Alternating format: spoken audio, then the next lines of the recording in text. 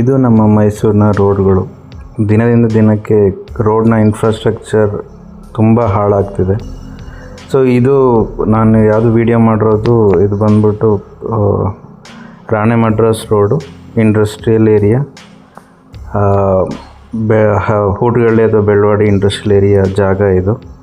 ನೀವೇ ನೋಡ್ಬೋದು ರೋಡ್ ಎಷ್ಟು ಹದಗೆಟ್ಟಿದೆ ಅಂತ. ಇಂಡಸ್ಟ್ರಿಯಲ್ ಏರಿಯಾದಲ್ಲಿ ದಿನನಿತ್ಯ ತುಂಬ ಜನಗಳು ಓಡಾಡ್ತಾರೆ, ತುಂಬ ವೆಹಿಕಲ್ಸ್ಗಳು ಓಡಾಡುತ್ತೆ, ಹೆವಿ ವೆಹಿಕಲ್ಸ್ಗಳು ಓಡಾಡುತ್ತೆ. ಇದು ತುಂಬ ದಿನದಿಂದ ರೋಡು ಕಂಡೀಷನ್ ಇದೇ ಥರ ಇದೆ.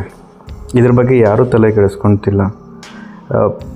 ಈಗಲಾರು ಆ್ಯಕ್ಚುಲಿ ಜನ ಎಚ್ಚೆತ್ತುಕೊಳ್ಬೇಕು, ಮತ್ತು ಅಫಿಷಿಯಲ್ಸ್ಗಳು ಯಾರ್ಯಾರಿದ್ದಾರೋ ಇವರಾದರೂ ಎಚ್ಚೆತ್ಕೊಳ್ಬೇಕು. ರೋಡನ್ನ ಅಗಿಯೋದಕ್ಕೆ ಪರ್ಮಿಷನ್ಸ್ ಕೊಡ್ತೀರಾ, ಬಟ್ ಅದು ಹೇಗೆ ನಡೀತಿದೆ,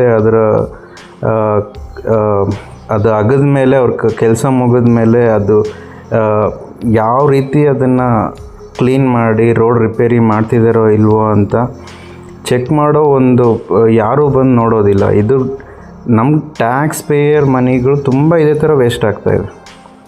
ಇದರಿಂದ ಆ್ಯಕ್ಚುಲಿ ಕಷ್ಟ ಅನುಭವಿಸ್ತಿರೋದು ನಾವೇ. ಇದು ಜನ ಅರ್ತ್ಕೋಬೇಕು, ಅಫಿಷಿಯಲ್ಸ್ ಅರ್ತ್ಕೋಬೇಕು. ಅವ್ರು ಬರೀ ದುಡ್ಡು ಮಾಡೋದ್ರಲ್ಲೇ ಇದ್ದಾರೆ, ದುಡ್ಡು ಮಾಡಬೇಕಷ್ಟೇ. ಅದು ಬಿಟ್ಟರೆ ಜನಗಳಿಗೆ ಸೌಲಭ್ಯ ಹೆಂಗೆ ಕೊಡಬೇಕು, ಜನಗಳು ಏನು ಕಷ್ಟ ಅನುಭವಿಸ್ತಿದ್ದಾರೆ, ಒಬ್ಬರು ಬಂದು ಆ್ಯಕ್ಚುಲಿ ರೋಡಲ್ಲಿ ನಿಂತ್ಕೊಂಡು ಬೀದಿಗೆ ಬಂದು ನೋಡಬೇಕು, ಎಲ್ಲೆಲ್ಲಿ ಪ್ರಾಬ್ಲಮ್ ಇದೆ, ಏನೇನು ಮಾಡ್ಬೋದು, ಇದಕ್ಕೆ ರಿಕ್ವೆಸ್ಟ್ ಕೊಡಬೇಕು. ಗೌರ್ಮೆಂಟ್ಗೆ ಯಾರೂ ರಿಕ್ವೆಸ್ಟ್ ಕೊಡಲಿಲ್ಲ ಅಂತಂದರೆ ಯಾರು ತಾನೇ ರೆಡಿ ಮಾಡ್ತಾರೆ, ಯಾರು ತಾನೇ ರಿಪೇರಿ ಮಾಡ್ತಾರೆ?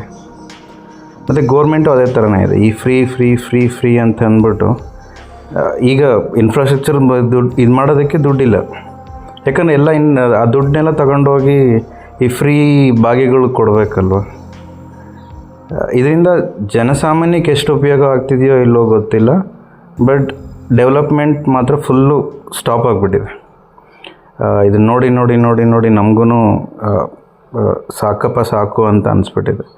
ಅಲ್ಲ, ರೋಡ್ ದಿನನಿತ್ಯ ಆ್ಯಕ್ಚುಲಿ ನಾವು ಯೂಸ್ ಮಾಡ್ತೀವಿ ರೋಡ್ಗಳು ಈ ಪರಿಸ್ಥಿತಿ ಆದರೆ ಇನ್ನು ಮುಂದೆ ಹೇಗಿರುತ್ತೆ ಅನ್ನೋದು ಇನ್ನೂ ಕಷ್ಟ ಅನ್ನಿಸ್ತಾ ಇದೆ.